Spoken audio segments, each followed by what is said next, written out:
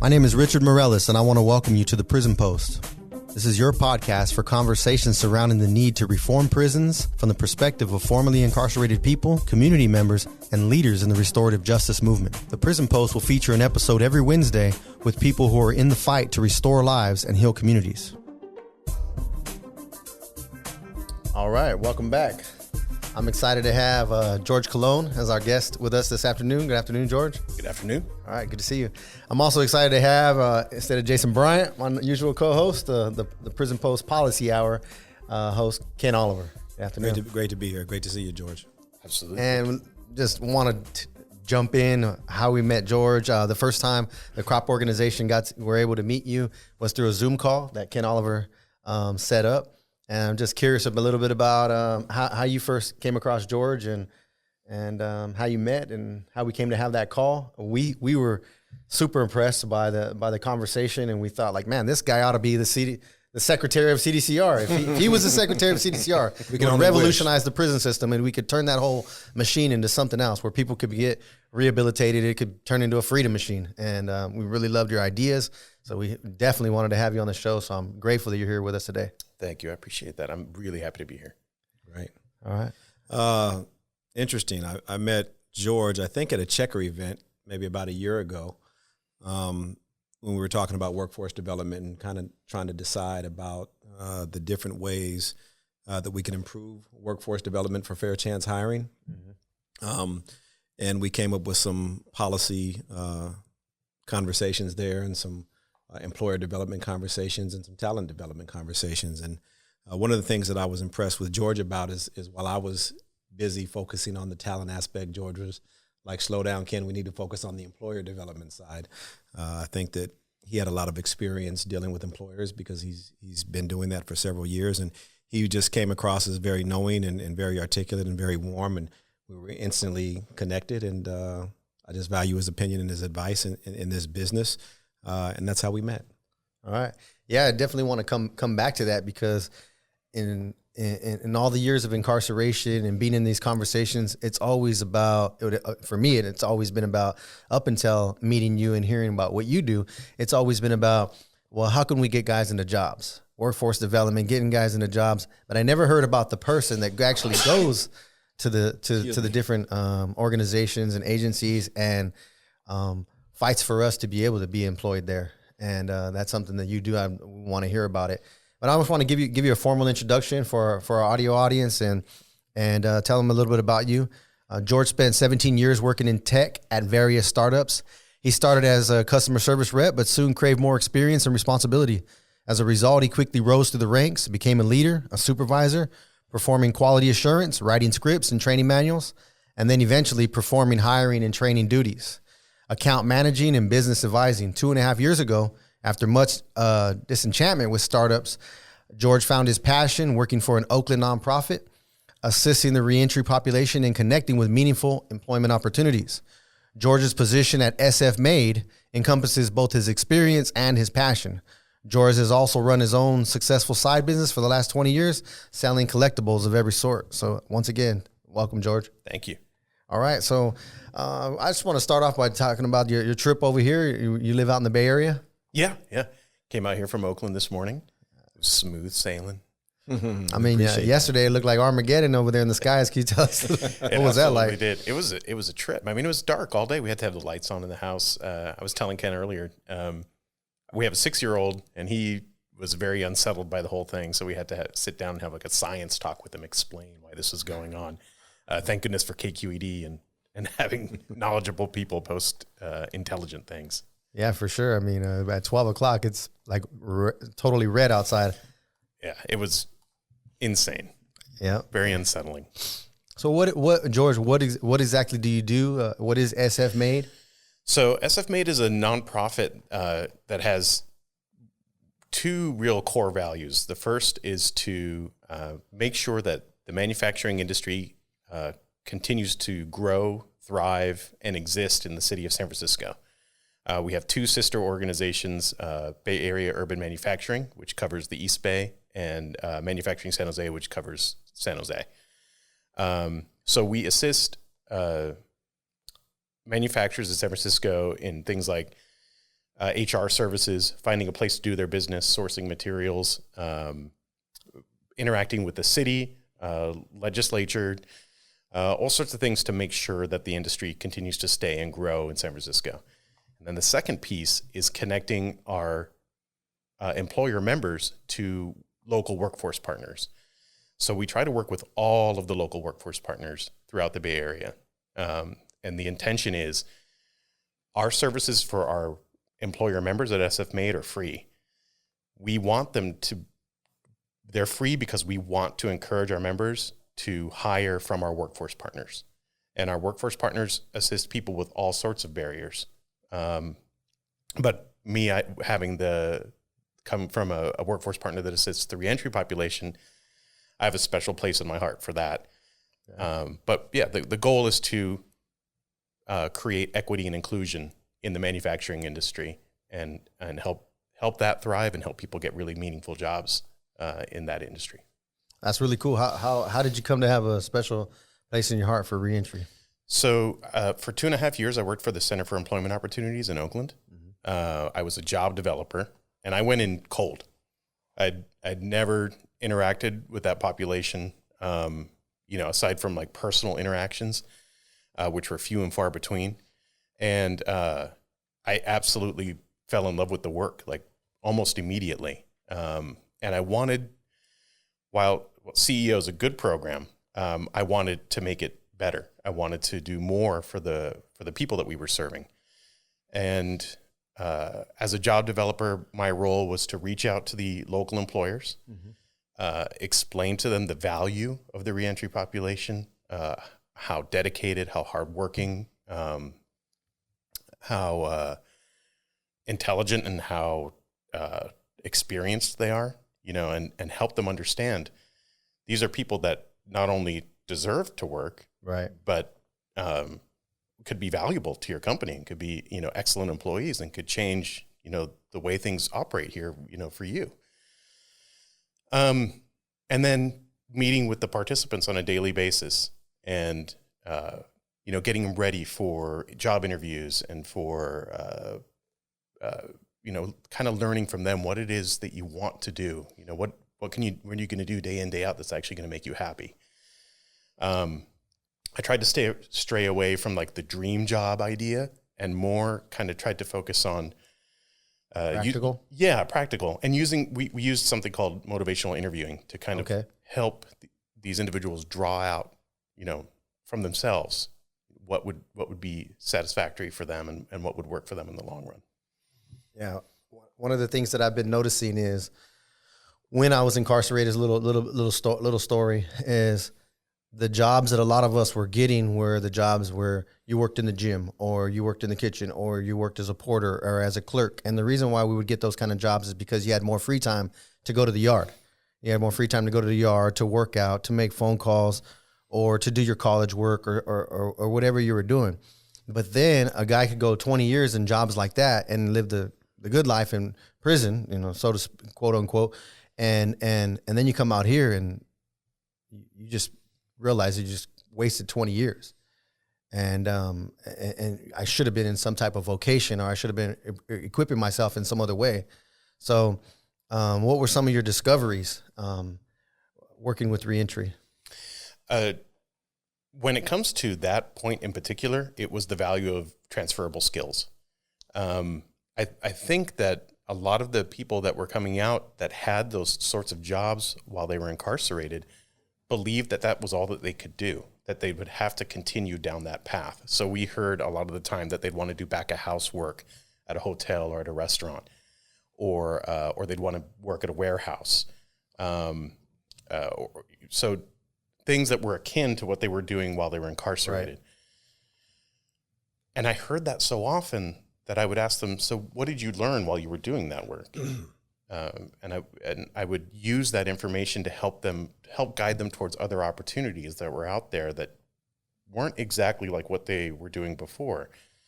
And it took a pretty significant amount of work to help somebody understand that they had more value than what they thought, they could do as far as work was concerned. Ken, would you speak about that point that is made that, you know, we obviously also work for the crop organization, and some of our ideas about value, also about CEO. Like our audience is the family members of loved ones and loved ones of the incarcerated, the formerly incarcerated, people involved in the criminal justice reform movement, restorative justice movement.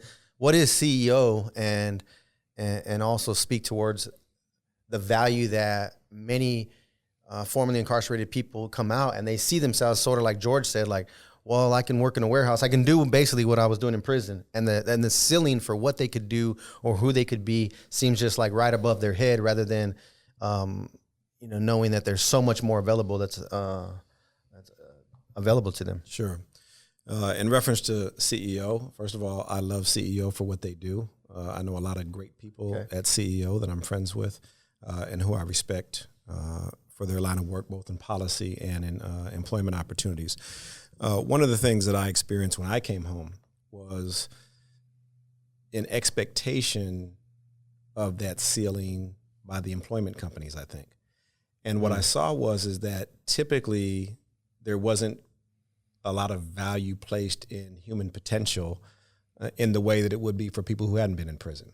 So people who haven't gone to prison can kind of look at the sky and say that their ceiling is, infinite possibility, so to speak, right? But I think that I saw from some of these organizations that they said, okay, here's a person coming from prison. We're going to put you here at this base level. They don't create a lot of training programs that are high level, right? And I don't know if that's a false narrative that they've told themselves or maybe what they believe. But as you know, inside Soledad, where we met, we focused a lot on the infinite possibility of human potential in prison. So our population in prison and many people outside of prison come from broken environments where the ceilings are relatively low in life, right? So if you have conversations with guys in prison, they don't see anything for themselves in many cases past low labor, low wages, a little hustling on the side. It's a mindset. It's a mindset because no one's ever told them that they could be more. They've never seen more in some of the environments and familial situations that they come from. And so what you see is, like you said, a scarcity, poverty, or an impoverished mindset. And, one of the things that me and Ted used to talk about in our entrepreneur and business group is the opposite of that you had no ceiling, that you were only limited by your own imagination and your own sense of possibility. So what motivated me in going to a lot of these conferences at Checker, et cetera, and so forth, was that why aren't there more talent development programs for people who are ambitious, driven, believe in themselves or want to believe in themselves to get the same type of jobs that are at Google or other places that other people are getting? I mean, in my mind, like, if you show me how to do it, I feel like I can do anything anybody else can do, right? And I know there are a lot of people that think the same way, both women and men who have felony convictions feel that way, but oftentimes the door is closed to them, both in training, opportunity. We're just now getting to the point where we're creating college programs for people that are formerly incarcerated who suffer felony convictions. So for me, I thought that there was a hole in the employment landscape, and I wanted to be able to provide a niche market, and that's what I talked to Ted and you all about, creating a niche market for people who saw something higher or saw something more in themselves and for their families, and give them the opportunity, right? Because nothing comes easy. Give them the opportunity to pursue that unencumbered and possibly place them in places where they could have a career rather than just a gig economy type of job. Right. Now, I know on the way over here, me and you were talking about, and you had some questions for George. I had some questions. Why don't you go ahead and kick it off with one of the first questions you had for? Sure. Well, Richard alluded to earlier who our audience is, and I think that it would be valuable to talk about and hear from you what the landscape is for employment for people out here, especially people that are unskilled, because what we want women and men to know that are behind the walls are how important it is to start thinking about reskilling or upskilling and what the real landscape is for livable wage out here in places like the Bay Area and Los Angeles County, et cetera. The real landscape? The real landscape. To be able to learn to earn living wages in the Bay Area and come out from incarceration and and get a job where you can earn that type of living is, I'm going to say, unfortunately, almost non-existent. And the reason is that we don't have enough employers or enough industries educated on how to navigate hiring people with barriers to employment. We live in a state that's very progressive, that has laws in place to support these populations, to make sure that they're not neglected. But employers are just either uninformed or sometimes outright negligent, and they don't do the things that they need to do. So the options where you're earning anywhere between $18 and $25 are pretty minimal. They're usually pretty labor intensive, or require some sort of physical skill. Construction is a good example where, yes, the unions will hire from the reentry population, but typically those are backbreaking jobs. I mean, is that really what you want to do to be able to earn a living wage? Do you want to work on a construction site? Do you want to deal with the environment that a construction site brings? And organizations that are intended to assist any population with barriers, but in particular the reentry population, are very focused on the jobs that seem to have this rotating door of people coming in and out. The wages typically are just above minimum wage, maybe $1.50 to $3 more at the most, and they're not geared toward elevating people and giving them an opportunity to advance and to grow and to learn and to maybe move on to another company with a new set of skills. They're either keeping them at a base salary and having them, bust their rears, or people just give up because there's no value in the work. Right. And that was really disappointing. It was disappointing to see that. And it was heartbreaking that it wasn't taken more seriously, and people that were on the inside that were seeing this happen weren't doing anything to try to change it. And that's kind of the reason why Ken and I met, is because there were people in these nonprofit organizations that wanted to do better. So many of these organizations work for the same purpose, but they don't integrate with each other. They don't collaborate. And that was to the detriment of the people that we were intending to serve. Wow. George, my question is a little bit piggyback on what you shared, and what was it like? What is it like going before different organizations or companies and advocating for jobs for reentry? What are some of the experiences that you've had with that, whether positive or negative? Fortunately, they were almost always positive. There were very, very few negatives. I'll speak to one negative that I had recently, because it really burned me. But I was speaking to a potential employer, and letting them know, I'd gone through the discussion about hiring from one of our job boards and the importance of hiring individuals with barriers and giving them a fair opportunity to work. And his immediate response was, well, do you mean people with criminal convictions? And I said, yeah, that's one population that needs, this leg up. Well, are you going to insure them? And I was shocked. I was like, you've got to be kidding me. That wasn't my reaction. I responded in a very professional way and tried to educate. But that was it. It's just like, oh my God, are you going to underwrite these people? No.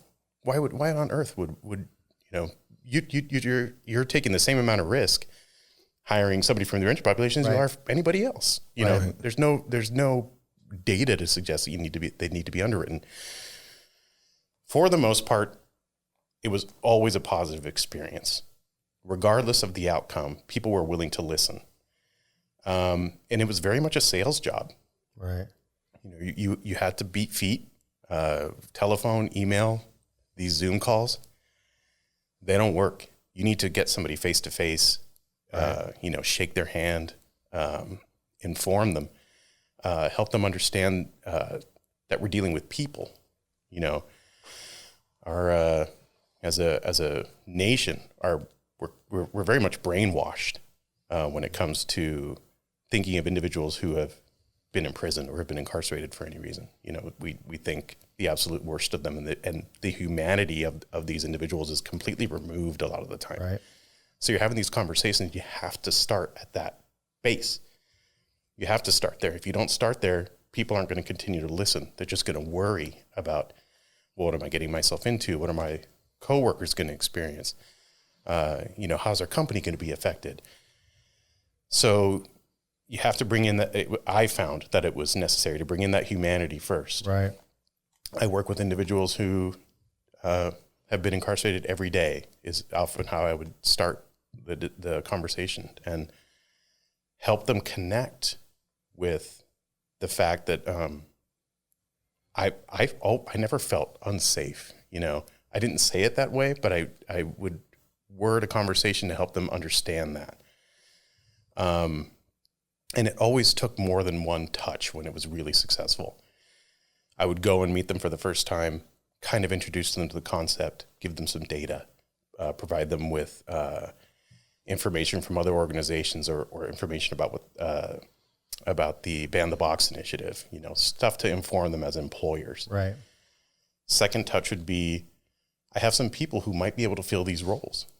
You know, take a look at their resumes. Let's talk about these individuals and what they can bring to you. And then the third discussion, if we got that far, would often be, you know, let's build a pipeline. You know, you reach out to me, let me know when you have something available so that I can send you the best candidates that we have for those roles. And I wasn't so focused on any particular industry. I was going everywhere. I wanted opportunities in every facet of employment that we could possibly get into. Right. It sounds like a large part of your job was shifting mindsets. It had to be. Right. Yeah. I think one of the interesting things, if I can chime in there, is that Sure. not only is there the employer development side, but it has always struck me as like this trifecta of employer narrative shifting, employer development, which is what you were describing, then also being able to bring qualified candidates to the position, and in some cases maybe extremely qualified people to kind of ease or buffer that fear. And then also what we can do on the policy side, Right. Meaning, can we have legislators give more tax incentives, or maybe insure people, or maybe provide different type of stipends or salary matching type of mechanisms to help ease or provide financial incentives to companies Right. to hire what we call fair chance talent. Because, you know, now that you're in the manufacturing field, I'm curious as to if you have somebody that is a returning citizen and they're highly skilled in manufacturing, and I don't know if you've seen anybody like that, but if you have seen somebody that's highly skilled in manufacturing, do you think that that would make your job easier to say, hey, I just don't want you to take a chance from a philanthropic standpoint, but I'm also bringing you a top flight machinist who's extremely skilled in his craft, who's going to bring a great value proposition to your company, et cetera. Do you think that helps, or does that make your job easier? Have you experienced that? It absolutely helped. I have an excellent example. Sure. I was working with a gentleman named Jerry. Jerry had experience.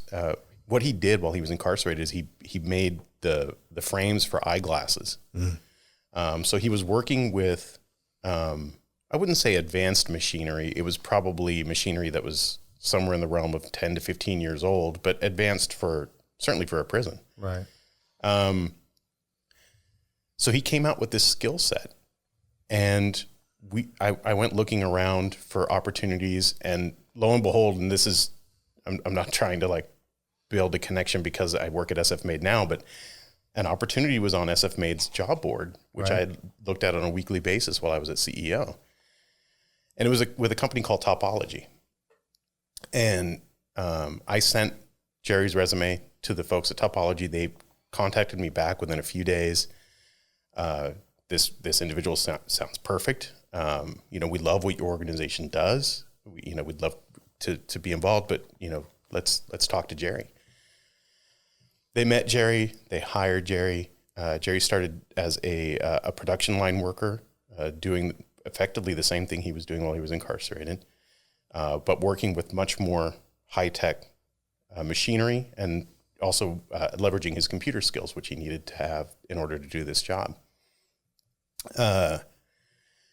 Almost every participant in the CEO program, hopefully, applies for a job with Caltrans. And the reason that we try to get them to apply for jobs with Caltrans is because those are good jobs with a pension, you have benefits. It's not always the best work, but it's a fair job with good pay. So Jerry had done that prior to being employed at Topology. He'd been there almost about a year, and finally Caltrans called him back. And they loved him too. I mean, his skill set was fantastic. Right. He's just wonderful personality and great to work with. They offered him a job. He let Topology know, and Topology was like, wait. What do they want to give you? Let's work this out. They ended up being able to retain Jerry. Jerry is the supervisor for the production floor now, helps in making the hiring decisions. I wish I had more stories like that. Mm-hmm. It did happen on occasion, and it always had to do with somebody's skill set, having a more advanced skill set. And having an understanding of technology was always a big part of helping somebody leverage that and get a good job. But I still get to work with Jerry on a regular basis. I'm sending people from CEO and from other nonprofits over to some of their job openings now. And Topology is, to me, like the dream when it comes to an employer understanding the value of the people that they're hiring, and the effect that it has to give somebody a real opportunity. They're not doing it because they have to. They're doing it because they want to. Right.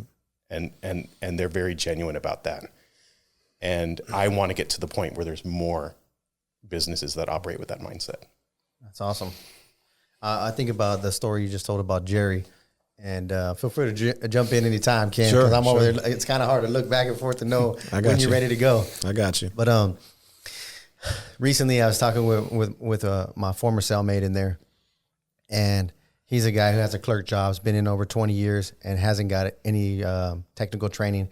Prison, a lot of people don't know, there's no Wi-Fi in there. Mm-hmm. The computers are Windows 2003 or 99. It's very difficult. You could be on a waiting list for 7 or 8 years to get into Microsoft type of training just on how to do, Google, utilize Microsoft Suite. Or there's probably 25 people in the class. And, before leaving, I had a typewriter, and that was the closest thing I ever used to a computer. Anything's not allowed like that. They're in the dark ages, truly. But there are some vocations at some prisons, but some of them are so outdated, like lawnmower repair or refrigerator repair, and even like auto body. So what I was telling being at a reentry facility out here for the first 6 months when I was released, there was a person who came out and had learned different types of welding on the inside. And there's probably only 10 welding jobs per prison. And those guys really don't get that much yard because they're out around the prison doing their job. But now that I think back, that guy went into a job at $55 an hour, right? And he had that skill. And my old cellmate is telling me, what's the message? What do I tell people about getting jobs out here?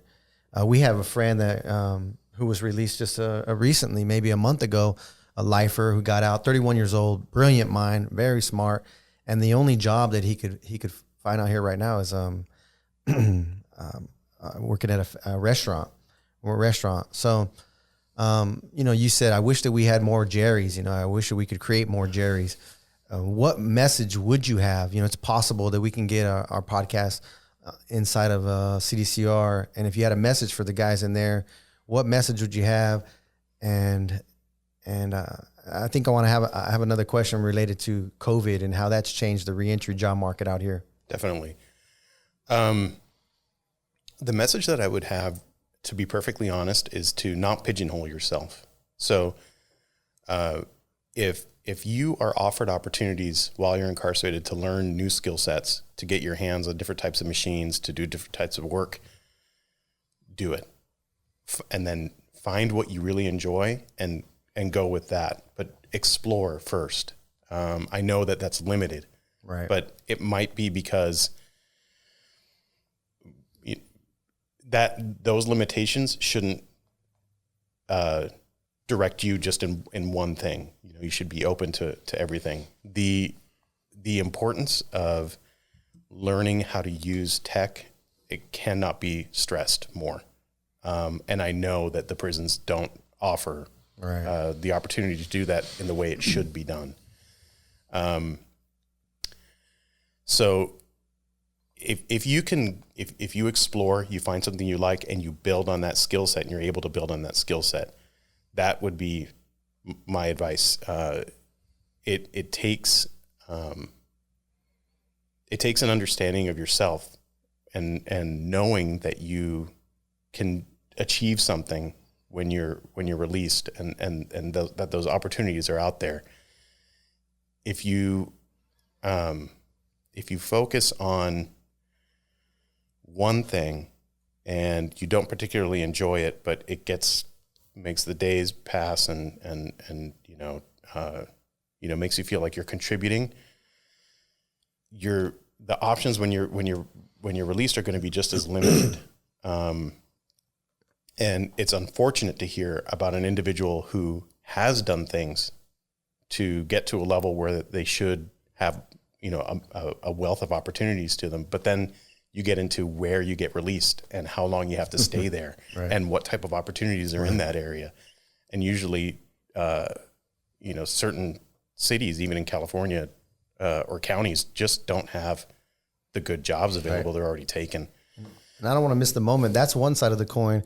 But it sounds like, you're in the business of, what about, we have a couple of people who work for DRP, they call it, at CDCR, Department of Rehabilitative Programming. Then I know that a few of them have watched the show. And what's the message for them? I mean, to get out of the dark ages in there and to transition to something where, what would be ideal from your mindset if you could, like Ken said earlier, we're talking about if you could make a wish and wave a wand and say, look, here's what you guys should do, because I'm out here in the market. Here's what you could do. Why not do this?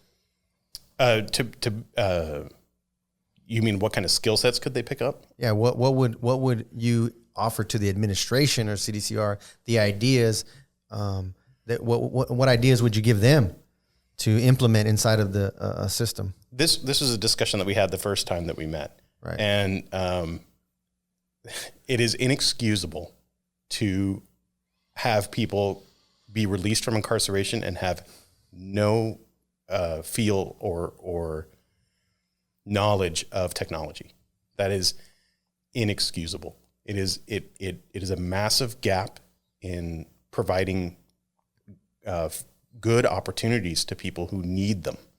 So these arguments about, well, they'll use the devices to do this, that, or the other thing, to communicate with people on the outside or to go to websites they're not supposed to go to.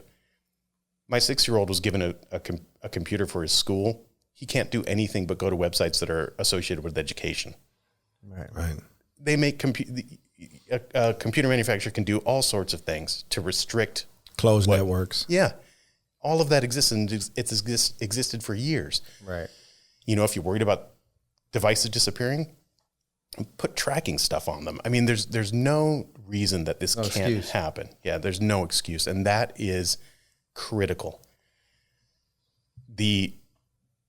There are simple things about knowledge of technology that we take for granted when we don't have this lived experience, that make a massive difference. Stuff like having a professional voicemail message, or just a normal voicemail message, writing an email, responding in a timely manner. And then even the basic stuff, like you said, you had a typewriter. I mean, I'm happy that you were able to learn how to type, because this, it's a good thing to learn. It's an important thing to learn. But if you're not given access to technology, how are you supposed to learn that? We constantly had to train participants in CEO on how to use navigation apps, map apps. Sure. And that's something that could easily be taught. And I don't know that it would take that long either. Our minds begin to slow down, and it's harder to learn things at a certain age, but that comes actually much later than I think people understand. You're able to take in information and to learn and to grow for a pretty large chunk of your life. Yeah. So to hand somebody a device and say, work this out, try to figure out how to do this. That trial and error aspect, that's one of the best ways to learn, is to fail and then understand what it is that you did wrong and then work through it. Right. And they do this on a regular basis. Here's a couple of phones that are very common. Learn how to use these. Here's a laptop. Learn how to use it, and we'll train you too. That would make such a big difference. If organizations that were geared toward assisting the reentry population in finding work didn't have to climb that particular hill, I think that there would be a lot more opportunity coming into the pipeline for tech jobs, even for customer service and sales jobs for some of these companies. And to your point, Richard, the COVID-19, everything is remote. Right. How are you supposed to work remotely if you don't know how to use a computer? You don't know how to log into a Zoom. It's not right. It's interesting what you're saying and what Richard mentioned, because in my previous work, one of the things that I did is talk to a lot of companies, and remember a conversation I had with the global head of talent development at Fitbit. And I was in the process of trying to design an apprenticeship program to bring people in formerly incarcerated and give them like 2-year apprenticeship programs to learn the different skill sets that they used inside Fitbit. And as we were having the conversation, it might have been 10 people from Fitbit on this Zoom call. And this guy who was out of Chicago said, well, it sounds like one of the things that you're asking us to do is spend 6 months or maybe more onboarding people with the basic fundamentals of learning how to send a Gmail, learning how to dial a Zoom call, learning how to do a Google Doc, et cetera, and so forth. And he said that it would be really ideal is if you could get that stuff out of the way while they were in prison. And then when they come out, they would be much more employable, and we and probably others would be much more willing to take a shot if they didn't have to spend so much time, and he didn't want to be disrespectful, but basically he was saying babysitting to get people just up to speed with the fundamentals, because no business or company has time to sit around and say, let me show you how to figure out how to do a Gmail, or let me figure out how to do this. It's too time consuming to have your employees do all that. And so one of the things that we're highly focused on is getting people up to speed. And I think it is a travesty that the Department of Corrections in the year 2020, it may have been justified 20 years ago, but in the year 2020, it's safe to say that you can't survive without knowing technology in the world on the global scale, right? Mm-hmm. I mean, unless you live in a deep third world country somewhere, but even then, not having internet access, not knowing how to communicate. I mean, these are fundamental things that you need to get into a job market that pays a livable wage. And I did want to touch on that too, and then I'll stop, about the livable wage. Because a lot of people in prison who've been there for a decade, 2 decades, 3 decades, don't have a full understanding of the economy out here and what it takes to survive. And the current landscape is working on an old model, which we hope to break, which is we're going to send people to transitional houses for 6 months. We're going to send them to CEO or 70 million jobs in one of these other places. Right. We're going to get them in at $15, $16 an hour at UPS or whatever. They're not going to have to pay rent at the transition house. And then the 60-day or 30-day mark comes, right? And I get these phone calls from guys and women that are in the transition house, and they say, Ken, I'm from LA. Most of my family is moved away and done everything. They paroled me to the Bay Area. I have to get out of the transitional house in 30 days, and I'm making $16 an hour throwing mail bags on the back of the UPS truck. Where can I live and what do I do? And for people that aren't familiar with the Bay Area, I mean, for a 500 square foot apartment in Oakland, unless you live in deep, deep, deep East Oakland, is about $2,000 a month or right around there. And 500 square feet? 500 square feet, one bedroom, 2,000. And it's not that different in LA County, right? And so, you know, the question becomes, are we setting people up to fail if we're not allowing them to earn a livable wage? And then the question becomes, how do we get people to the stage where they can earn a livable wage? And if the Department of Corrections or prison systems across the country aren't equipping people to survive, then the alternative is you're actually equipping people to fail because you're not providing them the tools necessary, right? And to George's point, I mean, it's so simple to create a closed network, get people up to school, up to speed on LinkedIn skills, Google Suite skills, Microsoft skills, et cetera, and so forth. And you can do all this a year before a person gets out when they're at a level 2 prison, et cetera, and prepare them actually for the market that they're entering, because the prospects to survive in a place like the Bay Area or LA County is daunting for people. And so, you know, to George's point, we really need to focusing on those skills and that skill development. What is a livable wage in the Bay Area? Well, I know in San Francisco it might be $100,000 a year. You have to make over $100,000. You have to make over $100,000 to live in San Francisco. In Oakland, I'm not sure, but I think it might be 60 or 70, maybe a little bit more, maybe even higher. But I know that when you start breaking down stuff to brass tacks, and you talk about rent, you talk about insurance, you talk about car notes, you talk about transportation, I mean, it's expensive. You know, not everybody's blessed to go to work for a nonprofit like I was when I came home, and I didn't make a lot of money, but I made decent amount compared to other people that got out of prison, and I couldn't afford to live by myself in Oakland. So is that the solution? If you're going to stay in this county, you pretty much need to find some roommates real quick. And that's the suggestion that I gave one of my friends, is that maybe I can pair you up with other people. But when you look at sustainable models, right, because the goal is not to just get somebody temporary housing. The goal is to how do we get people long-term housing, long-term careers. If the model is we're going to roommate 4 or 5 people up together so they can split a house, strangers, right? How sustainable is that when you talk about having wives and families and et cetera and so forth? That's just like a quick fix Band-Aid that works for maybe 6 months to a year and hope that no one kills each other or they don't burn the house down, right? So for me, it's always about long-term housing. For me, it's about long-term sustainability when it comes to a career and having people invested in the work that they do, because there's a dignity and investment I think that people make in the work that they do. And you mentioned it earlier, Richard. I'll just jump back to it real quick. Is about in prison. You see it in prison. Guys who work the PIA jobs that pay $1.50 an hour, they get up at 5 a.m. They work the overtime shifts. They're doing everything they can to make that $70, $80 a month. The guys that make the 8 cents an hour in the kitchen, they're doing everything they can to not go. Right. They don't give a damn about the job. They don't care if you fire them. There's no investment, right? There's no incentive for the people to say, hey, I really need this, right? And so it's the same way out there on the streets. When people are making $14 an hour and you're 52 years old, you're not heavily invested in getting there on time. You're not heavily invested in having relationships with your boss and doing a good job. You're trying to you're trying to live on the fringes, right, and play the corners. But when you're making $75,000 a year and you got free lunch and free dinner at the company and you got benefits and 2 or 3 weeks vacation, now all of a sudden you're like, hey, I'm gonna do everything in my power not to mess this up. This is the best thing since sliced bread, right?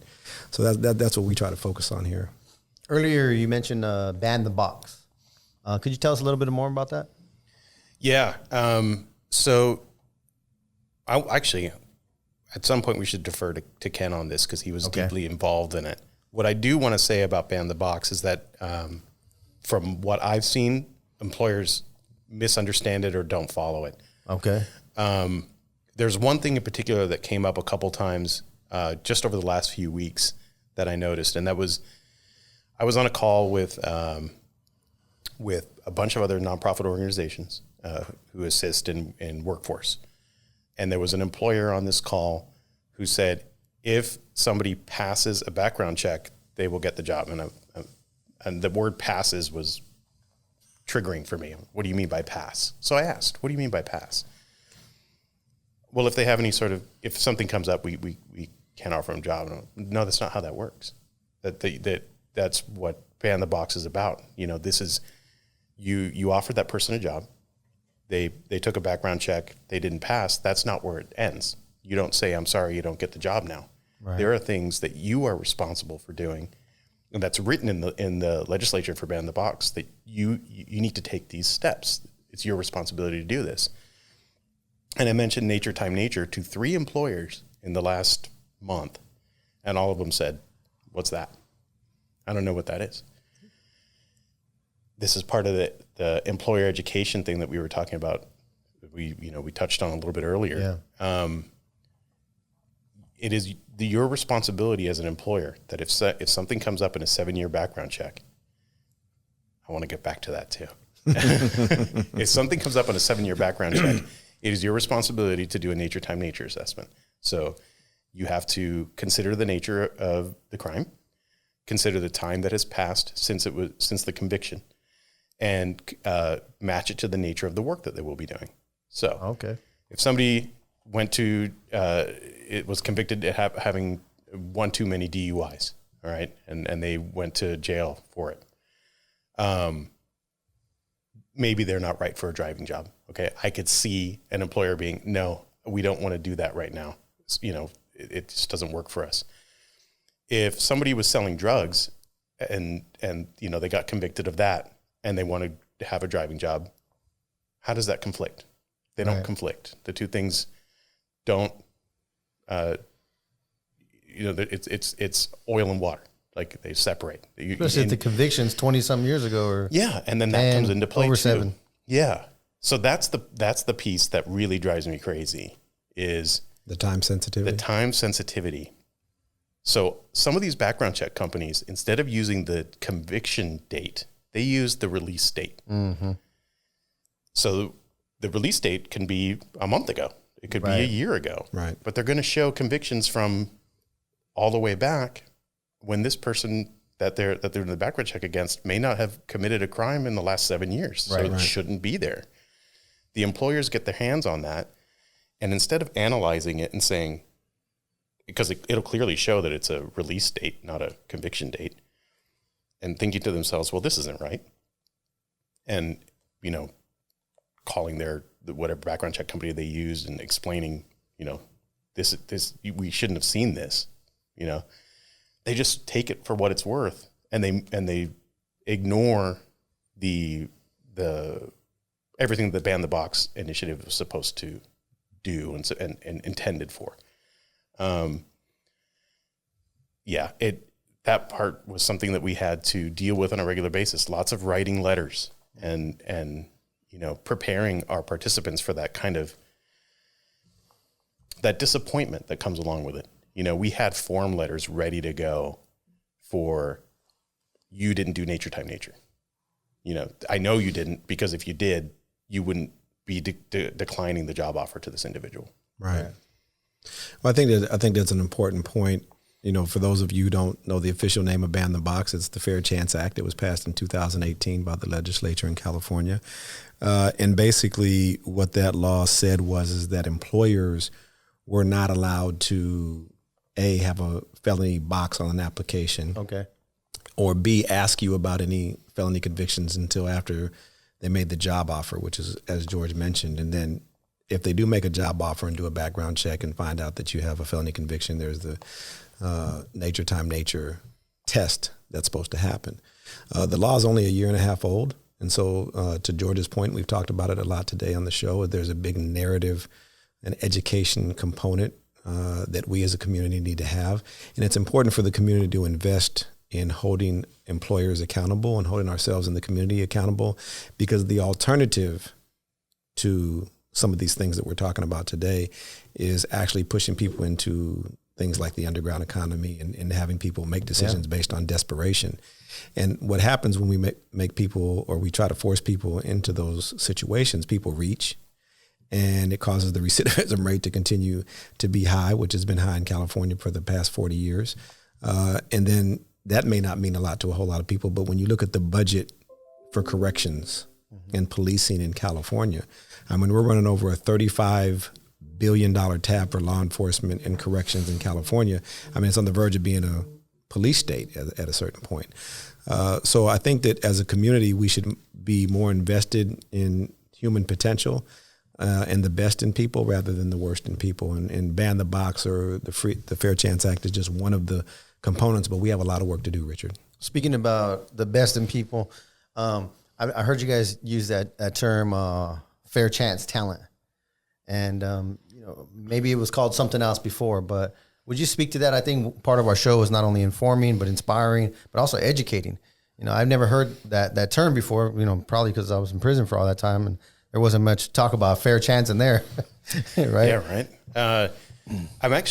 I'm going to go ahead and say I'm adverse to the word chance, and I'll explain why. All right, great. I went to an event where the intention was for these employers in San Francisco, most of them tech companies, to meet individuals from the reentry population who were skilled to do the work that they were employing for. And the word chance was getting thrown around all night. Fair chance, fair chance, fair chance. And this woman said, when I think of chance, I think of gambling. Mm-hmm. And I was like, no. I don't want people to think that they're taking a gamble. They're taking a risk. I want them to know that they're giving somebody an opportunity and that they're giving themselves an opportunity too as an employer. Right. So I immediately went back to work the next day and I said, we gotta scrub chance. Like I want to scrub chance. And I mentioned it to a wonderful program participant at CEO and somebody who's gone on to impact multiple lives. Her name is Betty McKay. She has become an advocate for the reentry population. She's become an advocate for people who are currently incarcerated. I'm going to go ahead and say she always has been, but now her voice reaches more people and she's able to have more impact. But I mentioned this to her and she took it and flew with it, and I love it. And she has been changing people's minds and using new words.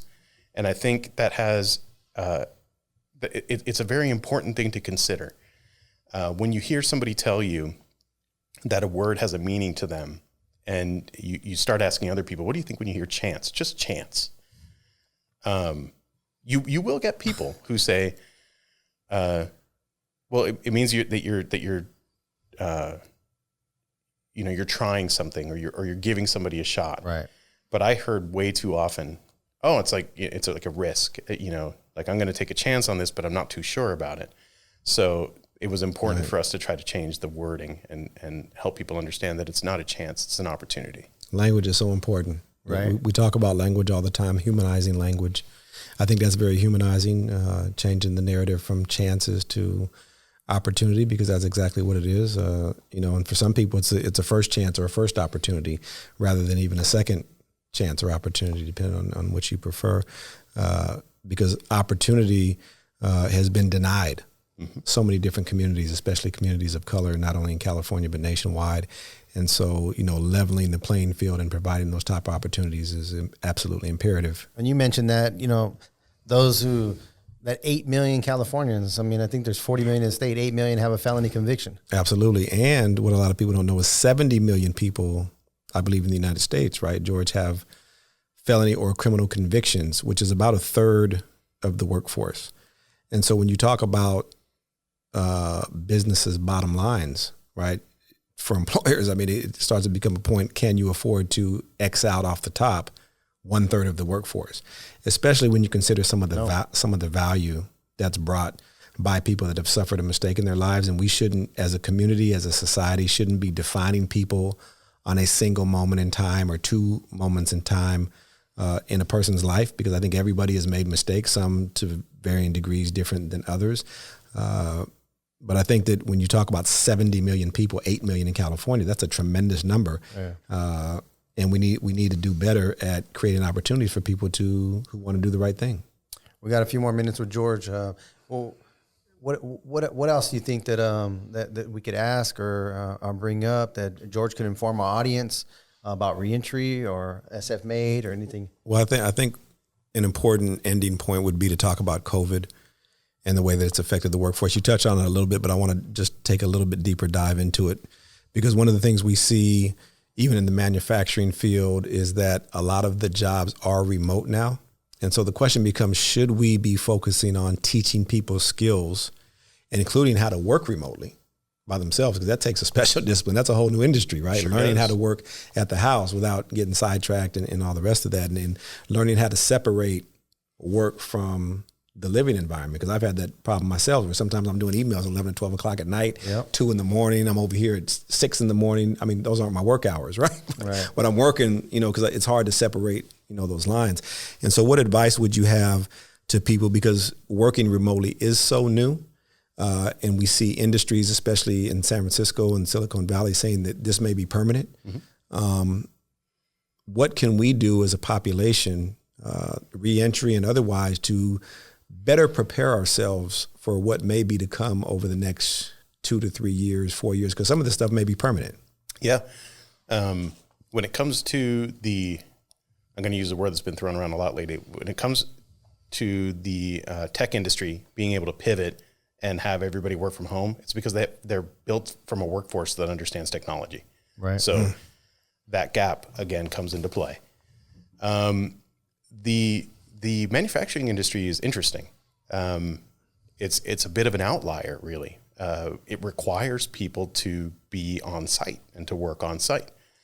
There are people that work in manufacturing industry that can work from home. Maybe they work in the office, or maybe they're doing computer assisted design or something like that, where they can work on a computer and they don't have to be on a factory floor or in a shop or at a bakery.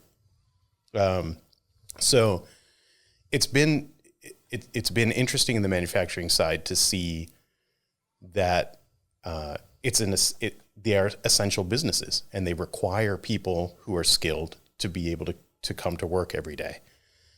The other challenges, Ken, to your point, about working from home, the discipline that is required, not only in doing your work at all, but doing it when it's supposed to be done and not doing it when you don't have to be. Being able to enjoy your home and your family, your surroundings, and not make it an office. That's not an easy thing to do. Right. It takes a lot of time to be able to adapt to that. And again, the tech industry has developed people to do that. They let a lot of these larger companies like Dropbox or Facebook, they let people work from home a couple times a week, or if they want to, they can just ask. So they've already adapted to this idea. Right.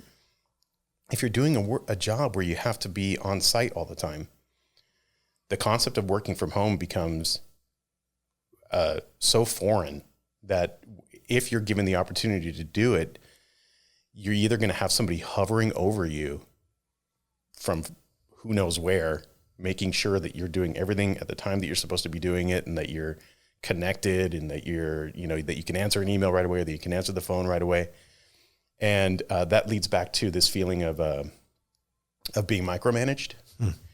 And I have to say, with a fair amount of certainty, that a good amount of the individuals that I worked with that were incarcerated, micromanaging is not the business. Like, they want nothing to do with somebody hovering over. I second that. Yeah, like that. If somebody's over your shoulder telling you what to do and making sure you're doing everything right, that doesn't fly. So it takes two things. It takes, number one, that connection to technology and understanding it. And now any programs that are developing the currently incarcerated for the workforce need to introduce the concept of being self-reliant, being responsible in your work, so that you can be prepared for the idea of having to work somewhere that's not at a site. And it's tricky. It's not. I've been very fortunate that I had multiple jobs where I got to work from home. So doing it now, I'm fine. Right. But I know other people that are struggling for any number of reasons. They have children. They have other responsibilities. So it's not easy. Just in the name of hope and optimism, George, can you give us an outlook from a manufacturing perspective, because we focus a lot on tech. We're familiar with the tech landscape and what it may take. But I'm curious about what are some of the specific tracks that you would tell people re-entering the community that they should learn as far as skill development for manufacturing. I'd like to know maybe 2 or 3 to say, you know what, in the next 3 to 5 years, if you can learn how to do this, this, and this, you're going to make a lot of money and be in demand. Do you have any of those in the manufacturing field that you can tell us about? Definitely. So advanced manufacturing. So machines that are programmed by a human being to do very specific tasks. In particular, 3D printing and learning how to do CAD, computer assisted design. Sure. And CNC machining. Oh my gosh, CNC machining. So, and I've heard that they have that in there. SFMade has a training program called the Advanced Manufacturing Training Program. 12 weeks, teaches you on either 3D printing or CNC machining. We're connecting with the employers in the Bay Area that hire for those sorts of jobs, and they run the gamut. There's closet companies use that tech. Dentists use that tech to make stuff that is going to help your teeth grow straight, or is going to put an implant in there. So there's all sorts of industries to get into if you have these skills in CNC machining and 3D printing. Those two in particular, I think, would be very worthwhile for people to learn. And I think those are things that could be trained inside the prisons too. Oh, they are. Like, no doubt about it. Most definitely. Absolutely. George, sounds like, in the real estate business, they say location, location, location. For reentry, what I get is technology. And we're definitely going to take your thoughts and share them with some people in DRP that could make a difference, that could consider change. We need mass transformation there. I thank you for coming on the Prison Post today and sharing with us. And we'd love to have you come again sometime. I would love to. Thank you both very much for having me, and thank you for the hard work that you've been doing and that you're continuing to do. Absolutely. It will change eventually if we keep just poking at it. We appreciate you, George. It was good seeing you again. Thank you, George. You guys too. All right. Thank you for listening to The Prison Post, a production of the Crop Organization. We'll be sharing more stories from the world of prison reform and restorative justice, so please join us. You can listen to The Prison Post on all major podcasting platforms. Subscribe to our video cast on YouTube and like us on Facebook at The Prison Post and at Creating Restorative Opportunities and Programs.